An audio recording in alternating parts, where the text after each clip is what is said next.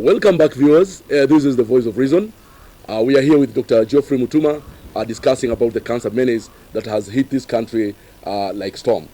So, Dr. Welcome back to the program. Thank you. Now, before we took a break, you were talking about, you were explaining to us about the kind of foods that we need to embrace. Yes. And I think the last point that you were talking about, you were explaining about detoxifying the body. Exactly. And how useful water is and the kind of water that we need to take in a day. You can continue, Dr. Right. I think, as I've said, that water is very important. That's why when we need to take as much water as possible. And the only thing we advise about the water, don't take the water when you are thirsty. You need to keep on sipping water, because that is actually like reducing your acidity in the body. Which very important. Yeah. You don't have to wait to be thirsty. Exactly. You must you make it a habit. You just sip sipping water. Yes, very important. Very and important. Then you don't take a lot of water at once. And more so with water, especially for people who live in very dry areas. And that's often that actually cancers on wet area and dry areas are actually are different, because people who live in dry areas and also in hot area like in coast and also in lake region find that they don't take there is a lot of sunshine, there's a lot of humidity, and most of them actually they become dehydrated without knowing because of the sweat. And that's why it's very important to keep on taking water so that you dehydrate, you prevent the dehydration and also reduce the acidity in the body, because the cancer cells don't grow in alkaline environment. They like growing in acidic environment. And acidic environment is when you take a lot of water and when you take a lot of refined food and a lot of red meat, that increase the acidity in your body, and that encourages the cancer cells to be able to grow in your body. Okay. Yes. Dr. You have done a lot of research on cancer. Yes. And I'm told you are actually the person who started the cancer registry in this country. Yeah. You would tell Kenyans, how are the numbers like and how are they, say, 5 years ago? Yeah. Where are we now and how is it going to be in the next 5 or 10 years? Right. I think I started my cancer research in Cambridge, that's around 1998, and at that time cancer was not very common.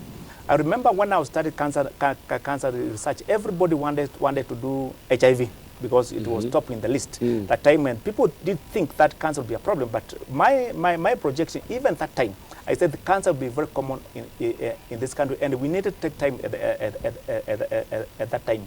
So I started my cancer registry, which I used to call it Nairobi Cancer Registry. We started it in 2000, and this is because we were trained. I was trained in US on cancer control, cancer prevention, and cancer awareness, and I got a diploma on cancer on cancer control, apart from of course the other training which I've had. So when of course that time, remember the American government actually gave us money to start cancer registry. We did not use cancer. We gave us 3 years money to start cancer registry in Kenya, and what they thought. That was the American government. Yes, American government. I was trained in National Institute of Cancer of US. Okay. Yeah, and they gave us actually 3 years money to start cancer registry, and their concept that time, they knew that cancer would be common in this country. And in fact, we used to, I was given permission or a grant to be able to send in Kenyans every year to be trained on cancer control, cancer awareness, and cancer screening, because that's what's very important about cancer.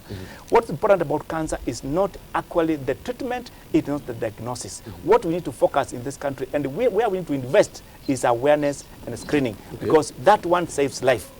So, because you know what you're saying?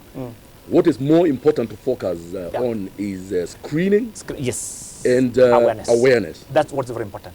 We should not put our focus on treatment. Treatment and diagnosis. When we are doing treatment and diagnosis, I know I've already failed as a doctor. Because this is a disease where a patient is supposed to come early, is supposed to know early. 90% of our patients up to this time, they come in stage 3 and 4. And stage 4 is actually when you cannot do anything about cancer. But what's very important, this is very important for the viewers, cancer is treatable and curable irrespective of the stage. We have got so many people, especially in the hospital, in the Zambia's hospital, they are in stage 4. We have treated, they have gone home cancer-free.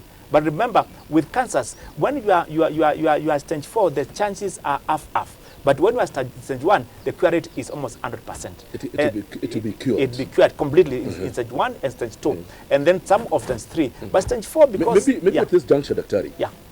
even before we talk more about the numbers, because Yeah. I still want you to talk more about the numbers. Yeah. But can you explain these stages? How many stages are there? And Yes. how is it in stage 1? How is it in stage 2? Right. And so forth. The stages is the size of the cancer. Remember, cancer is abnormal cells which are growing, and it matters how has it grown. Stage 1 is when it is very small, and the size of a pea, the size of pigeon pea, the size of bean, that's the stage 1. Okay. That's 1 centimeter. Stage 2 is 2 centimeters. Stage 3 is when it's 3 and 4 centimeters, when it is a size of a bean.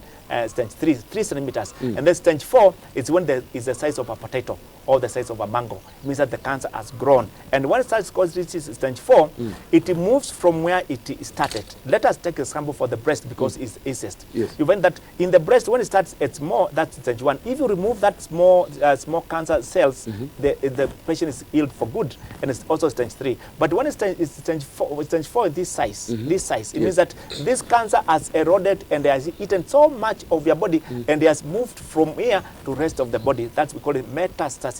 It has moved from where it is to other parts of the body, and that's stage 4.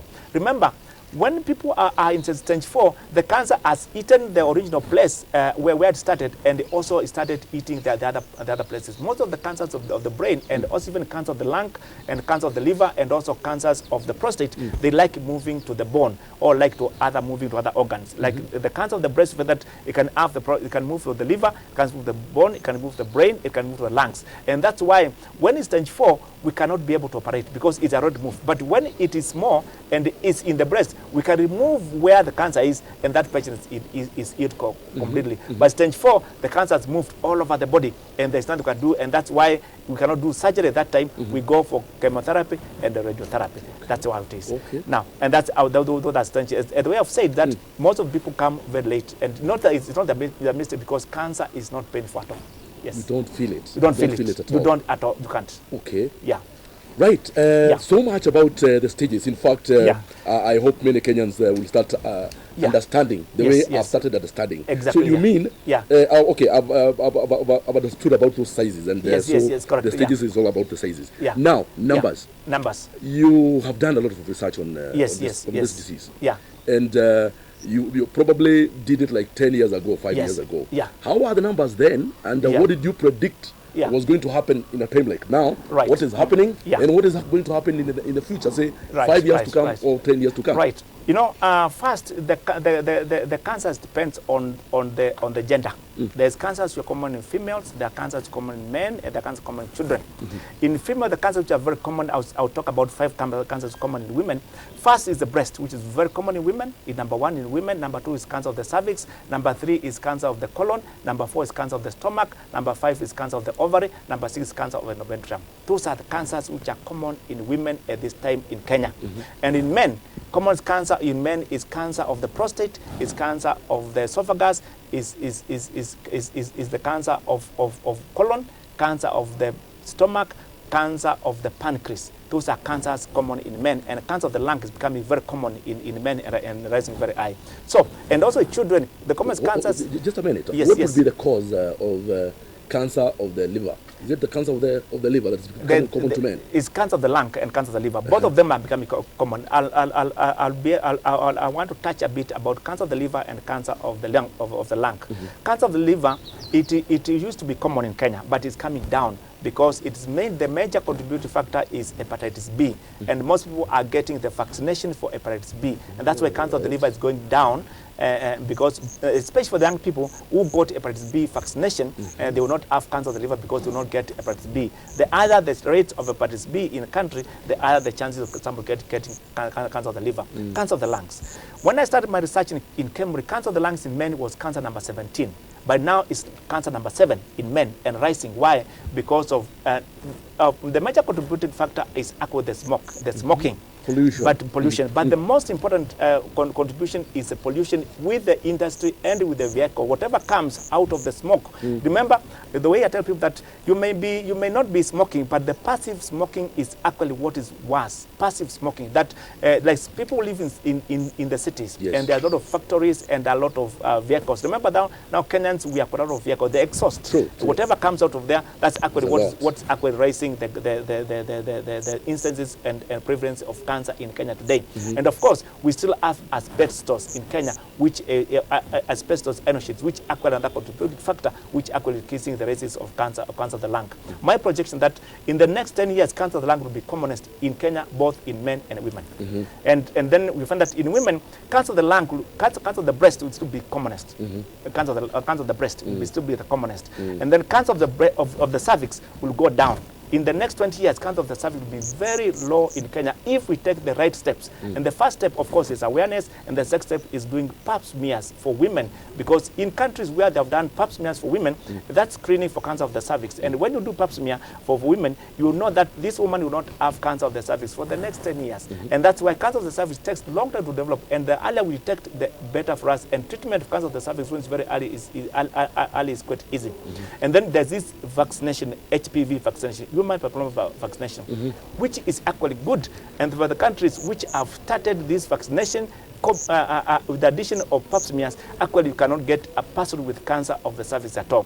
Pap smear, I normally advise that the women take pap smear every 2 years when we are below 50 years. After 50 years, you take after 4 years. So after 75 years, there's no need of taking pap smear because you cannot have cancer after 75 years, especially cancer of the cervix. So these are cancers which can be able to bring down. Cancer of the lung, the way I've seen it, will continue going up and up.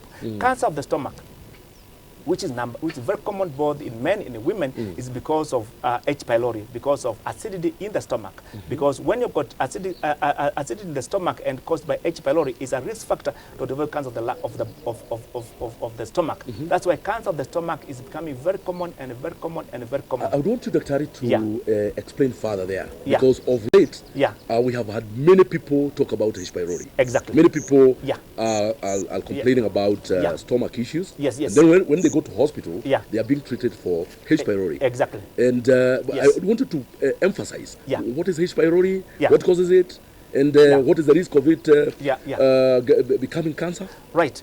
H. pylori is a disease which we used to read in books. But when I was in Cambridge 2505, cancer, H. pylori was very common.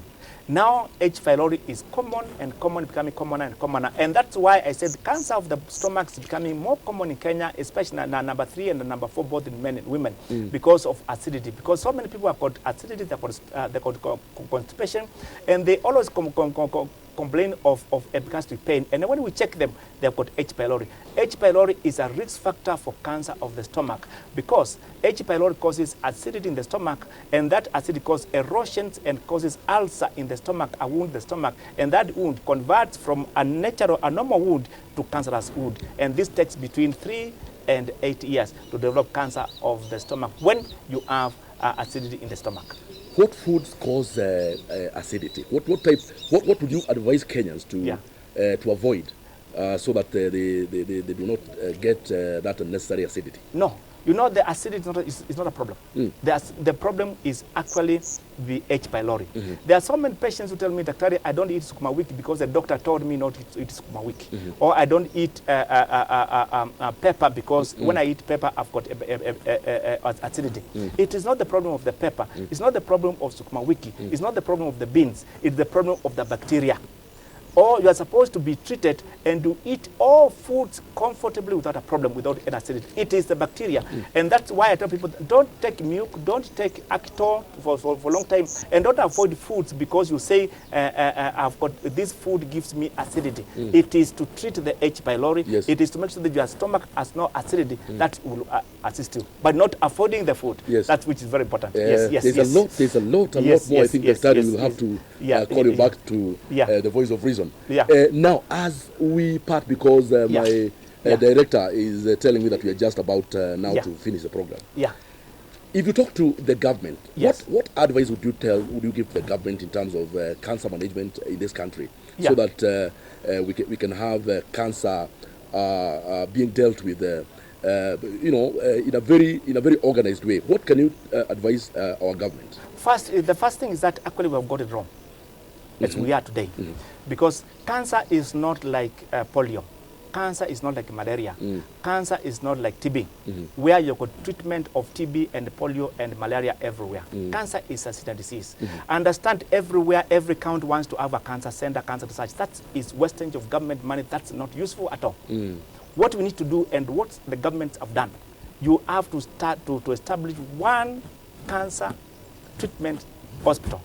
Because even if you have so many hospitals dealing with first the facilities, the personnel, you can't make it. And we are going to add, with the next 20 years, we cannot have enough cancer personnel to treat in every county.